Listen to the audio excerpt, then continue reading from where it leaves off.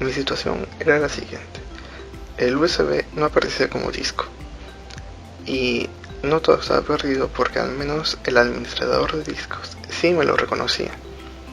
El problema era que me aparecía sin particiones, sin información de los gigas, y no me permitía formatearlo. Entonces, esto era lo único positivo, era detectado. Pero el problema no se arreglaba por más que desinstalaba el dispositivo en propiedades. No podía formatear el disco, no podía ver ni crear particiones. Al usar la consola de comandos CMD no podía crear particiones, no podía limpiar el disco. Mini Partition Tool no detectaba el USB.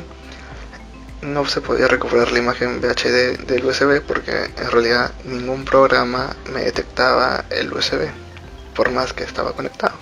La solución definitiva a este programa, en el que sí o sí la computadora va a volver a leer tu USB y tu USB va a poder ser leído de nuevo en cualquier dispositivo, es la siguiente.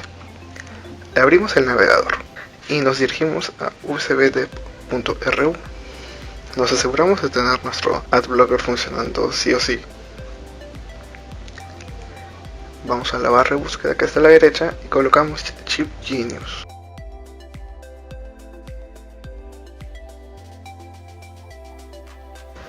Le damos clic al primer enlace.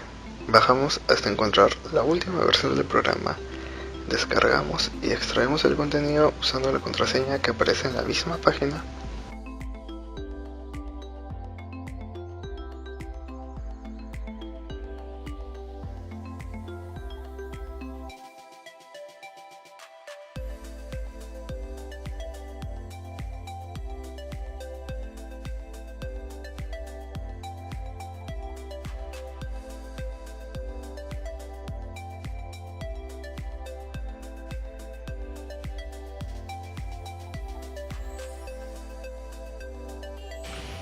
Abrimos el programa como administrador y buscamos en la parte de arriba nuestro USB y le damos clic.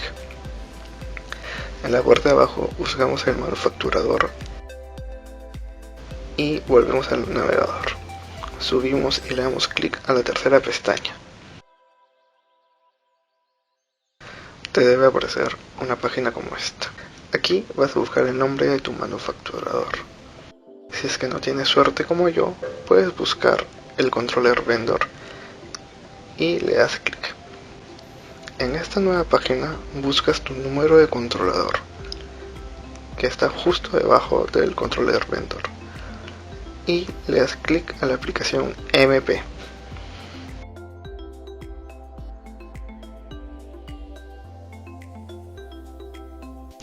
Aquí descargas la última versión de la aplicación y la extraes.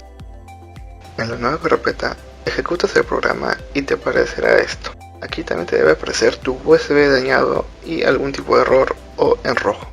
En la parte derecha le das clic en English para poder ver los nombres de los botones y te aparecerán estos. Quizá más, quizá menos.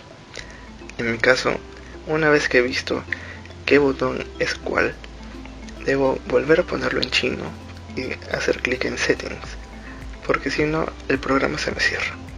Una vez que estás en Settings, vas a la segunda pestaña y en donde dice Bit y Bit debes colocar lo que te aparecía en Chip Genius. Una vez que has puesto esto, le das OK y luego le das clic a Start.